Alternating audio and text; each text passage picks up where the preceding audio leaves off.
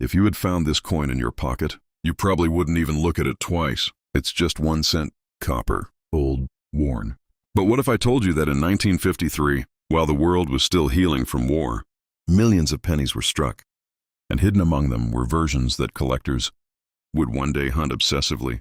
This small 1953D Lincoln Wheat Penny might look ordinary, but the real question is, are you absolutely sure it is? In 1953, America was changing. The Korean War was ending. The economy was shifting, and inside the U.S. Mint, machines were striking billions of coins, without anyone knowing which tiny variations would become future treasures. Most 1953 pennies are common, let's be honest, but history has a strange way of hiding value in small mistakes. Now look closely at this coin, the wheat ears on the back, the words 1 cent, the small D mint mark under the date, meaning it was minted in Denver. Millions were made. That's what most people hear, and that's where they stop thinking. But collectors don't stop there, because in certain conditions, with sharp details, full wheat lines, strong lettering, and minimal wear, these coins can sell for far more than face value. Not thousands in average shape, but in high grades, they climb. And here's where psychology kicks in. Most people spend coins without checking, and once it's gone, it's gone. Think about how many pennies you've ignored in your life. Hundreds, thousands. What if one of them had better condition than this one? What if one had an error? A double die? An off-center strike? A rare transitional detail most people never notice? This is how rare coins disappear forever. Not because they weren't valuable, but because no one paid attention.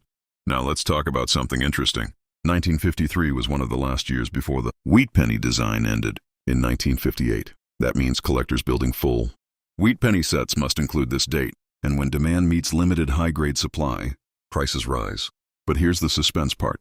Out of millions minted in Denver, only a tiny percentage survive today in uncirculated condition. Most were used, dropped, scratched, carried through decades of inflation, recessions, pocket changes, vending machines. Condition is everything. And that's what creates fear of loss, because you might already have one in better condition sitting somewhere unnoticed. Look carefully at Lincoln's hair detail, the jawline, the lettering in Liberty, the wheat stalk lines on the reverse. These tiny details separate a common coin from a collectible one. And most people never look close enough. That's the scary part. Not that the coin is rare, but that opportunity disappears silently. Imagine this scenario. A child in 1953 buys candy with this penny. It moves from hand to hand for decades. It survives inflation, modernization, digital banking, and ends up in your pocket today. That's over 70 years of history in one small copper disc. And yet, most 1958 Lincoln Wheat Penny documentary style. Before you scroll away, imagine holding the final chapter of a 50-year American coin story in the palm of your hand. This is not just a 1958 penny. This is the last wheat cent ever made before the design changed forever. In 1959, the reverse switched to the Lincoln Memorial. That means 1958 closed an era that started in 1909, and when something ends, collectors start paying attention. In 1958, America was standing on the edge of change. The economy was growing, the space race was beginning, and inside the U.S. Mint, billions of pennies were being struck. But no one outside the mint fully realized it. Was the final year of the iconic wheat design. For nearly 5 decades, Americans had carried those two wheat stalks in their pockets. Generations grew up with them. And then suddenly, it ended. That emotional ending matters in the collector world, because collectors don't just buy metal, they buy milestones. The 1958 wheat penny represents the end of a design era, and endings create psychological demand. When collectors build a complete wheat penny, set from 1909 to 1958, this coin becomes mandatory. Without it, the collection feels incomplete. Now let's talk reality. Millions of 1958 pennies were minted, especially in Philadelphia and Denver. So in average circulated condition, most are not rare.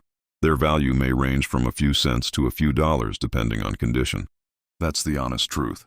But here's where things change. Condition is everything. An uncirculated 1958 wheat penny with full red luster, sharp wheat lines, and nowhere can command significantly stronger prices in the collector market. Not because the year is rare, but because pristine survival after decades is rare. Think about it. How many pennies survive 60+ years without scratches, wear, or discoloration? Very few. And this is where psychology enters the game. Most people assume old equals valuable. Collectors know that old plus condition equals valuable. That difference in thinking creates opportunity. Now here's the suspense angle. In 1958, A small number of extremely rare doubled die varieties were reportedly discovered.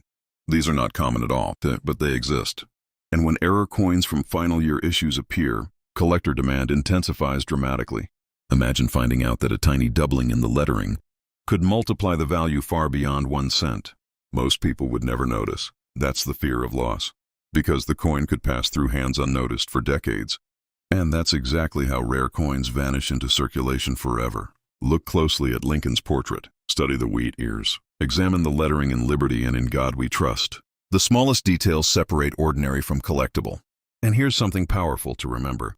1958 wasn't just another year. It was the closing of a chapter that began in 1909 with Victor David Brenner's original wheat design. Nearly 50 years of history ended quiet.